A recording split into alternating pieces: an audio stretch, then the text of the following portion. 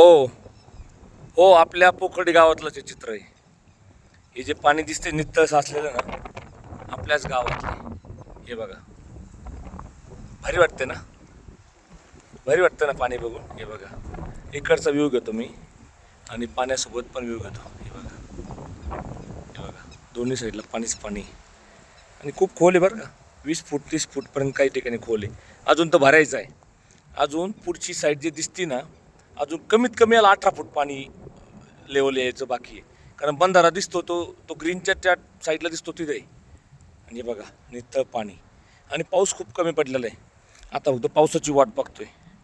बरेच जण म्हणत असतील पाऊस नाही, पण याच्या नुसतं व्हिडिओ चालले तर दाखवायचं काम. पण पाऊस पण येणार आहे.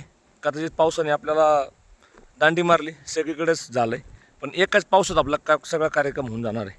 आपण काय पाणी कुठं जाऊन देणार नाहीत. आज जिथं कुठं पाणी वाहत नाही त्याचं कारण असं आहे की आपण इतके मोठे मोठे ट्रेंचेस खड्डे त्या ठिकाणी घेतलेले आहेत का ते पाणी पुढं जात नाही आहे. जिथलं पाणी तिथंच साचतं आहे. आज हे जे पाणीचं जे चित्र दिसतंय ते खूप आनंददायी आहे. मला हेच चित्र बघायचं होतं. हे ज्यावेळेस पूर्ण भरेल ना, त्यावेळेस माझ्यासुद्धा त्या ठिकाणी डोक्यात इतकं पाणी असणार आहे.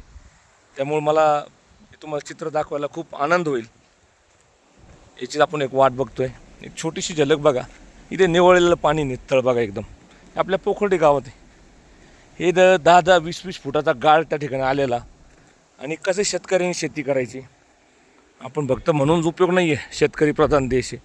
पण आज रिअली आपण शेतकऱ्याला एम्पॉवर करणं, त्याला सक्षमीकरण करणं, म्हणजे त्याला संसाधने पाण्याचा साठा उपलब्ध करून देणे होय. हे आपण या ठिकाणी आपल्या गावात, आपल्या पोखर्डी गावाने केलेलं आहे.